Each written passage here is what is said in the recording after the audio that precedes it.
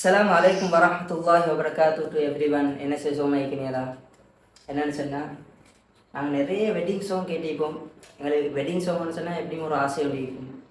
அதே போல் நாங்கள் ஒரு ஓன் சவுண்டில் எங்களோட ஒரு இதில் நாங்கள் ஒரு வெட்டிங் சாங்னு நாங்கள் செஞ்சோம். அதில் ஒரு 2-3 வரியை நாங்கள் ப்ளே பண்ணி காட்டுறோம் இன்ஷா அல்லாஹ். கட்டாயம் இன்ஷா அல்லாஹ் லைக் கமெண்ட் ஷேர் பண்ணுங்கள், கட்டாயம் சப்ஸ்கிரைப் பண்ணுங்கள் என்னோடய சேனலுக்கு. அதே போல்